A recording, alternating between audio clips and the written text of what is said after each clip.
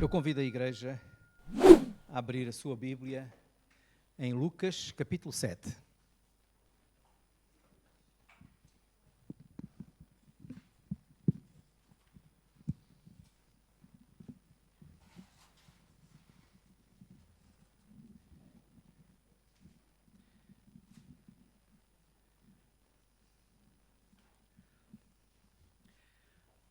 Lucas, capítulo 7, e nós vamos ler dos versículos 11 até ao versículo 17. Evangelho segundo São Lucas, capítulo 7, versículo 11 até ao versículo 17. Diz assim a palavra de Deus. E aconteceu, pouco depois, ir ele à cidade chamada Naim, e com ele iam muitos dos seus discípulos e uma grande multidão. E quando chegou perto da porta da cidade, eis que levavam um defunto, filho único da sua mãe, que era viúva, e com ele ia uma grande multidão da cidade. E vendo-a, o Senhor moveu-se de íntima compaixão por ela e disse-lhe: não chores.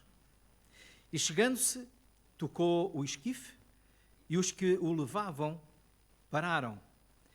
E disse: jovem, eu te digo, levanta-te.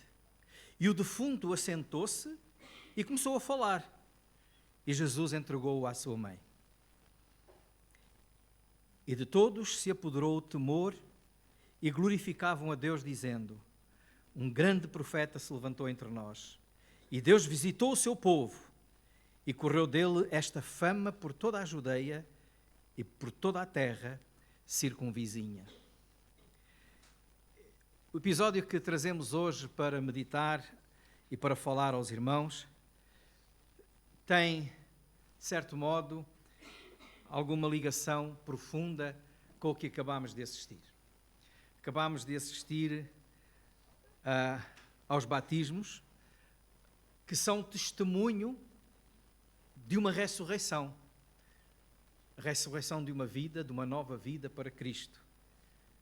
Testemunhos de encontros com Jesus e daquilo que Ele fez na vida destas pessoas que foram batizadas.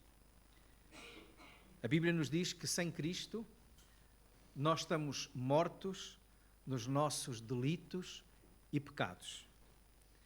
Com Cristo nós recebemos vida. Porque foi o próprio Senhor Jesus que disse: eu vim para que tenham vida e vida abundante. É interessante, os irmãos que estão aqui todos os domingos sabem que nós estamos a ler o livro de Lucas e a meditar, domingo após domingo, no livro de Lucas. Hoje calhou esta passagem que Deus tinha já programada e planeada para coincidir com o dia dos batismos. E o que é que nós aqui vemos? Os irmãos podem imaginar. É uma cidade chamada Naim, uma cidade que fica no norte da Palestina, naquilo que na altura dos romanos era chamada província da Galileia. Jesus tinha vivido em Nazaré, que ficava a cerca de 10, 9 quilómetros desta mesma cidade. E agora ele estava a desenvolver o seu ministério ali no norte, nas margens do mar da Galileia, que não é um lago grande. E ele vai dirigir-se àquela cidade que não era uma grande cidade, era mais uma vila, uma aldeia. E o texto diz que Jesus vai entrar na cidade e com ele, atrás dele, como era normal, uma grande multidão. Ao mesmo tempo, e assim que se estão a aproximar das portas da cidade, uma outra grande multidão, diz o texto, no versículo 12, está a sair da cidade.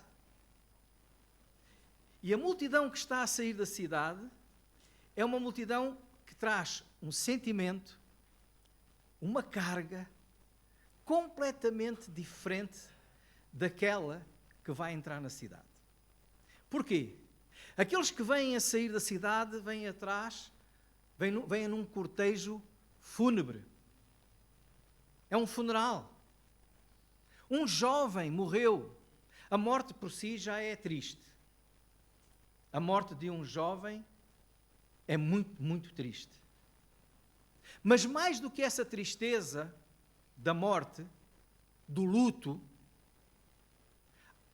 há ali muito mais tristeza, porque aquela mãe que vem a chorar o seu filho e toda aquela multidão que vem com ela a sair da cidade, vem com a consciência que não é só o fim da vida daquele jovem. A própria vida daquela mãe, daquela viúva, está no fim. Não há esperança para ela. Mas porquê que não há esperança? Irmãos, nós temos que recuar no tempo. E temos que compreender o que é que era uma viuvez no tempo de Jesus. Naquela altura, as mulheres viviam dependentes e desamparadas. Elas dependiam do pai até casar. Dependiam do marido enquanto eram casadas. E se o marido morresse, dependiam dos filhos homens, que iriam deixar descendência e iriam cuidar da sua mãe. Essa era a sua segurança social. Era a família. Aquela mulher tinha um filho único. Ficou viúva. Não tinha mais o marido para cuidar dela, para a proteger. O filho ainda não tinha casado, ainda não tinha descendentes, era jovem. Acabava ali o nome da família, acabava ali a segurança daquela mulher. A lei permitia que um parente mais próximo, chamado remidor, o parente mais próximo poderia casar com ela, poderia cuidar, mas ela estava sozinha. Então ela, naquele cortejo que vem a sair da cidade, aqueles que seguiam a morte, vêm tristes porque aquele cortejo significava tristeza, pranto, dor, luto, mas também significava não há esperança. Não há futuro. Há desamparo, há choro. O destino era só aguardar a morte. Por outro lado, e podem imaginar, os irmãos até podem imaginar a cena, não é? O caminho. Uma multidão vem, escura, choro, lamento. Outra multidão se cruza com aquela. E aquela multidão que segue Jesus é uma multidão que vai com esperança. Porque para eles, Jesus era esperança. Para eles, Jesus era vida. Muitos daqueles que iam atrás de Jesus iam à espera de um milagre. Talvez da cura de uma doença. Talvez alguns iam na ansiedade de poder vir a ser contemplados com mais uma multiplicação dos pães, quem sabe. Mas eles estavam à espera de alguma coisa. Havia pelo menos esperança. Havia alegria, porque eles sabiam, muitos deles, que Jesus era aquele que tinha sido prometido. Outros não. Outros vinham com dúvidas ainda. Mas pelo menos tinham alguma coisa a que se agarrar. Andavam atrás de alguma coisa. E como Jesus tinha dito que Ele era a vida, eles andavam atrás da vida. Então temos duas multidões. Uma atrás da morte e outra atrás da vida. Que contraste. Mas estes dois caminhos, ou estas duas multidões opostas, estes dois comportamentos opostos que nós podemos ver aqui neste texto, eles podem ser comparados às duas multidões que existem hoje no mundo. Hoje no mundo há muita gente atrás de Jesus, e glória a Deus por isso. Há muita gente vivendo a esperança, a certeza da vida eterna, a consolação de ter em Cristo aquele que está sempre ao seu lado, aquele que tem palavras de vida, palavras de conforto, palavras de certeza, palavras de esperança. Quando nós seguimos a Jesus, nós podemos dizer que é isso que nós perseguimos. Aquele que nos dá vida. Mas também no mundo ainda há uma multidão maior atrás da morte. Atrás daquilo que apenas é conformar com o que temos. E o que nós temos é a tristeza, é a impotência para alterar coisas e, sobretudo, para alterar a nossa eternidade. Nada podemos fazer. Nem eles podiam dar nada à viúva. E é assim o mundo em que nós vivemos. Podemos sofrer, lamentar, mas, na verdade, isso só significa uma coisa. Nós estamos num cortejo de morte. E porquê é que nós estamos num cortejo de morte? Sem Cristo. Porque a Bíblia diz que todos pecaram e separados estão da glória de Deus. Todos somos pecadores. E diz a Bíblia, no livro de Romanos, que o resultado, o salário do pecado é a morte. Morte significa separação. A tal separação do véu que há pouco eu falava, que nós tínhamos cantado. A palavra morte significa separação. A primeira morte de que a Bíblia fala é a morte espiritual. Quando o homem pecou, ele ficou separado de Deus. O homem estava em comunhão com Deus no paraíso. E o Senhor disse, no dia em que fizeres a tua vontade e fores comer aquela árvore proibida, não era maçã, esse foi inventado, não é? Nós não sabemos o que era, mas era algo que não deveria ter feito e fez. E o Senhor disse, nesse dia morrerás. E a Bíblia diz que depois disso, eles foram expulsos do paraíso e ficaram separados de Deus. Não morreram fisicamente, mas ficaram separados de Deus porque ficaram separados da vida, da fonte de vida que é o Senhor. Estavam mortos espiritualmente. Por isso em Efésios capítulo 2 diz que todos nós estamos mortos nos nossos delitos e pecados. E eu costumo comparar esta morte espiritual, com uma flor que às vezes nós damos com muita alegria a alguém. O homem apaixonado pela sua esposa ou pela sua namorada, que vai comprar uma rosa toda bonita, bem cheirosa, e leva a rosa e entrega-lhe aquela rosa, saiba que está a entregar uma rosa, está a oferecer uma rosa morta. Ah, mas ela cheira tão bem, está tão vistosa, está tão bonita, mas está morta. Está morta porquê? Porque ela foi separada da roseira. Foi separada da fonte de vida. O que é que vai acontecer passado uns dias? As pétalas, como as minhas, começam a cair. Começam a cair. As pétalas murcham, secam. Deixa ficar lá na água e vai ver o que acontece. A água começa a cheirar mal. Porque ela estava morta. Foi uma questão de tempo. Então nós estamos mortos espiritualmente porque nós estamos separados de Deus, que é a fonte de vida. E isto é só um tempo. Uns são uma rosa que duram 20 anos. Este jovem talvez tenha durado 18, qualquer coisa assim. Outros 50. Alguns até podem chegar aos 100. Mas vão murchar. Vão sofrer a segunda morte, que é consequência da primeira. A morte espiritual, o termos sido separados da fonte de vida que é Deus, leva-nos à morte física. E por isso é que todos nós estamos a morrer. Uns mais tarde, outros mais cedo. Mas a Bíblia fala-nos de uma terceira morte. E não importa de que é que morremos fisicamente, porque todos havemos de morrer. É a única coisa certa que há na vida é a morte. Ninguém tem a certeza se vai acabar o curso, ninguém tem a certeza se vai casar, ninguém tem a certeza se vai ter filhos, ninguém tem a certeza se vai ter netos, bisnetos, ninguém tem a certeza de nada, mas pode ter uma certeza, um dia vai morrer. É a única certeza. Ela é consequência do pecado, da morte espiritual. E o Senhor nos diz que até ao dia dessa morte, nós temos que fazer as pazes com Deus. Ou seja, temos que sofrer uma enxertia. Ou seja, temos que ser enxertados de novo na vida. A roseira pode receber novamente vida, pode ser cortada no tronco e colocada, e vai receber vida.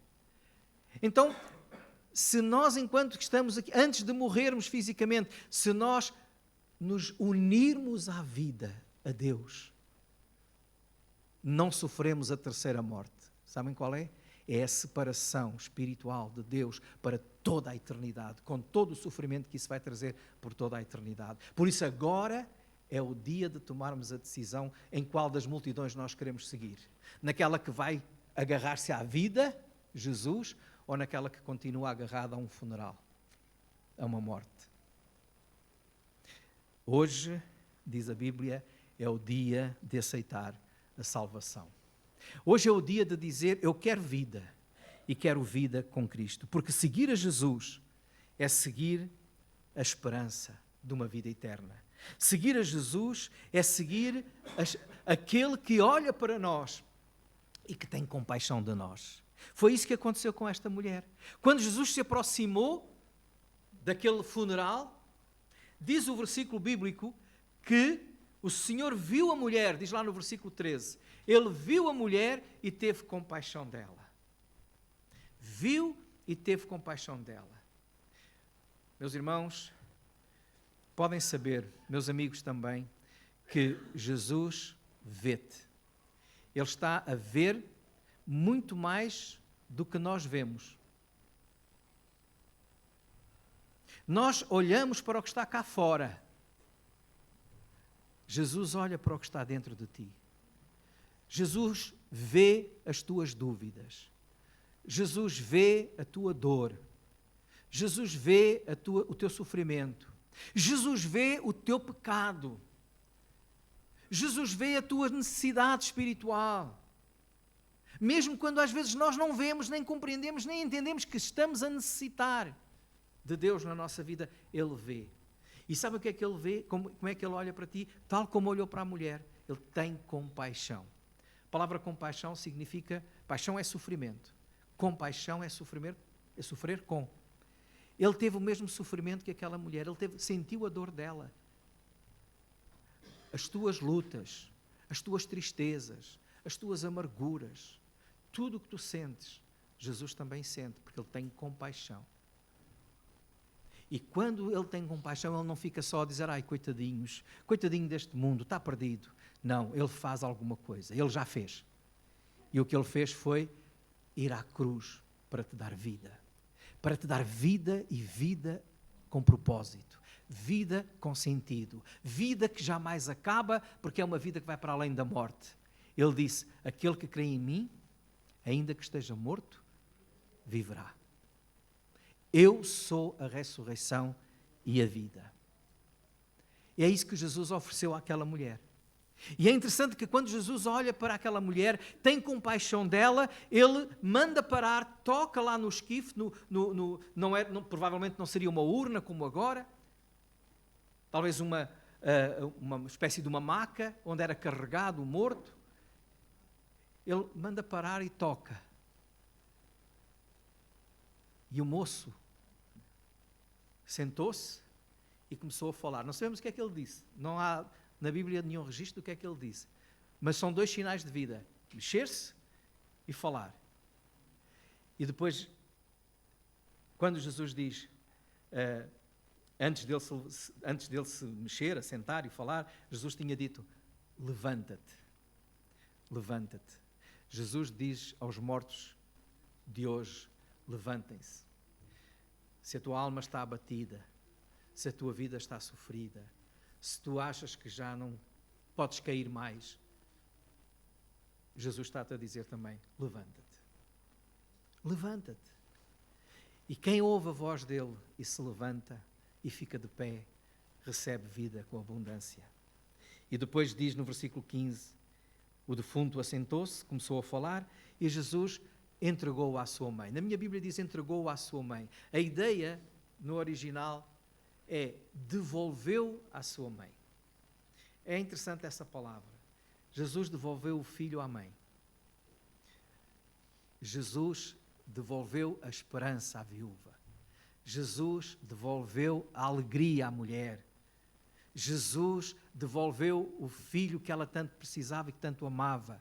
Jesus devolveu o sentido para viver. Jesus pode devolver tudo aquilo que tu achas que já perdeste e que não há esperança, se tu realmente creres nele e olhares para ele e esperares nele. Levanta-te. Então ele devolveu a vida. Todos aqueles que estavam ali, todos ficaram com grande temor e deram glória a Deus. Temor não no sentido do medo, mas temor no sentido de reverência. Temor no sentido de reconhecimento de que Jesus é a autoridade sobre a vida, sobre a morte, e Ele tem todo o poder no céu e na terra. E reconhecer o senhorio de Jesus é sabedoria. Por isso é que a Bíblia diz que o temor ao Senhor é o princípio da sabedoria.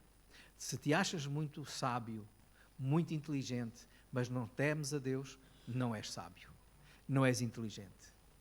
Porque a inteligência e a sabedoria, segundo a palavra de Deus, é temer ao Senhor. E aquele que teme a Deus, reconhece a sua pequenez, a sua insignificância e reconhece a glória e o poder de Deus. Que domínio tens tu sobre a tua vida? Que controle tens tu sobre a tua vida? Nenhum. Tu não sabes o que te vai acontecer daqui a 5 minutos, daqui a meia hora, hoje à tarde, hoje à noite, amanhã. Tu não tens domínio nenhum, mas Deus tem.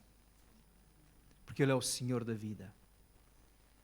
Temer a Deus é reconhecer a minha insignificância e a sua grandeza.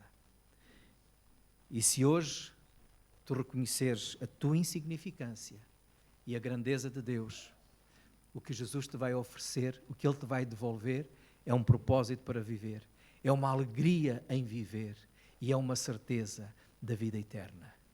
Crê no Senhor Jesus Cristo, como diz a palavra de Deus, e serás salvo, tu e a tua casa. E o Senhor tem salvo vidas, tem salvo famílias, tem salvo casamentos, tem salvo jovens que muitas vezes estão perdidos e desorientados, mas Ele é a vida, porque Ele disse, eu sou o caminho, a verdade e a vida. Vale a pena seguir a Jesus. É uma pena não seguir a Jesus. Que Deus vos abençoe.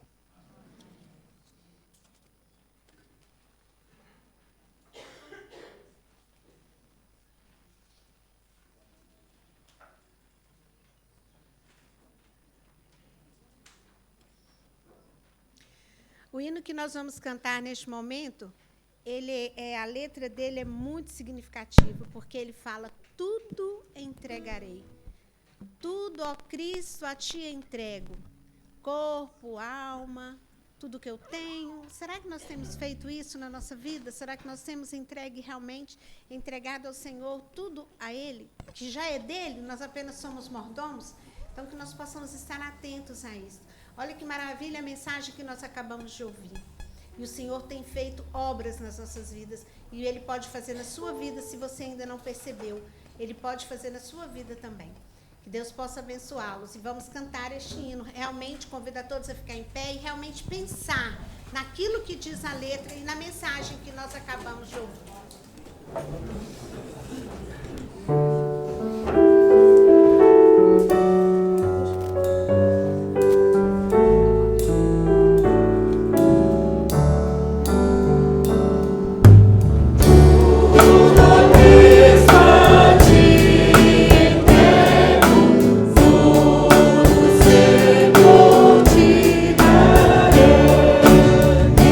Resoluto, mais submisso.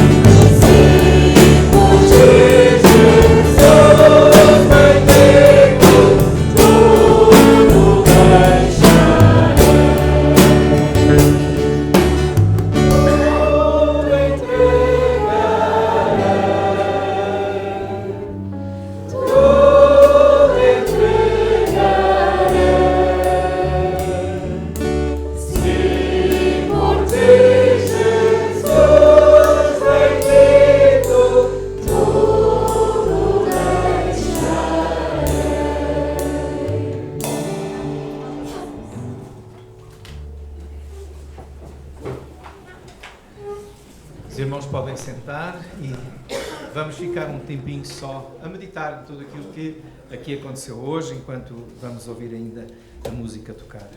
Deixamos com todos um convite para estarem connosco no próximo domingo, ou às 9 da manhã, ou às 11h30. Que a graça e a paz do nosso Deus, o amor do Senhor Jesus Cristo e a comunhão do seu Santo Espírito seja com cada um de vós. Amém.